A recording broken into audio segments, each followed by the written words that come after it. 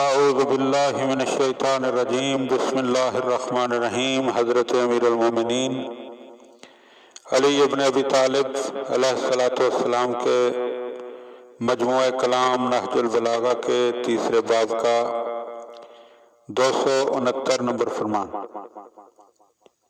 وقال علیہ السلام، آپ علیہ السلام نے ارشاد فرمایا، الناس فی الدنیا عاملان، دنیا میں دو قسم کے عمل کرنے والے ہیں، دو قسم کے کارگزار ہیں۔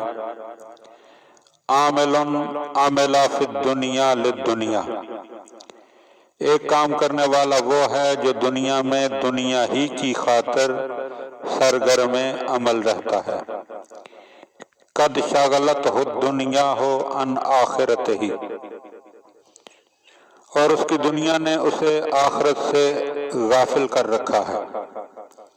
یخشی علی من یخلفہ الفقر ویامنہ علی نفسہ،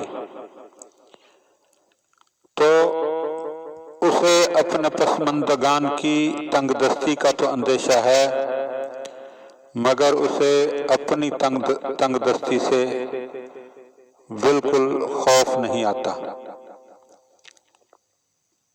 فَيُفْنِي عُمْرَهُ فِي مَنْفَعَةِ غَيْرِهِ، پس وہ اپنی عمر دوسروں کے فائدے کے لیے فنا کر رہا ہے، یعنی برباد کر رہا ہے۔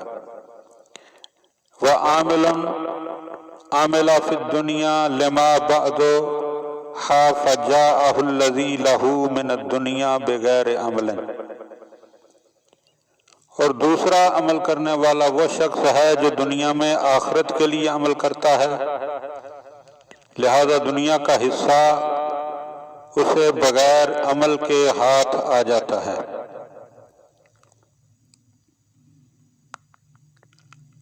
فَحَذَرَ الْحَظَّيْنِ مَعًا، چنانچہ وہ دونوں حصے، دنیا اور آخرت کے حصے ایک ساتھ سمیٹ لیتا ہے۔ وَمَلَكَ الدَّارَيْنِ جَمِيعًا، اور وہ پوری طرح دارین کا مالک بن جاتا ہے۔ دارین یعنی دونوں گھروں کا مالک بن جاتا ہے، دنیا کا بھی اور آخرت کا بھی۔ فَأَصْبَحَ وَجِيهًا عِندَ اللَّهِ، اور جس کے نتیجے میں وہ اللہ کے یہاں صاحب قدر بن جاتا ہے۔ لا يسأل اللہ حاجة فیمنعہ،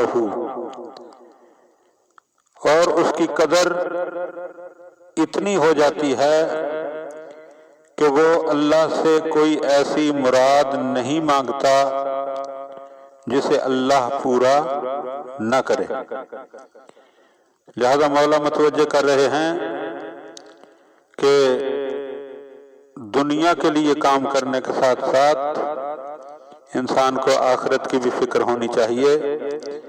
جب انسان آخرت کی فکر کرے گا تو اسے دنیا بھی مل جائے گی اور آخرت بھی مل جائے گی، لیکن جو شخص بدقسمتی سے صرف دنیا کے لیے کام کرے گا، دنیا ضروری نہیں ہے کہ اسے ملے، مگر یہ لازمی بات ہے کہ اس کی آخرت برباد ہو جائے گی۔ اللہم صلی علی محمد و آل محمد۔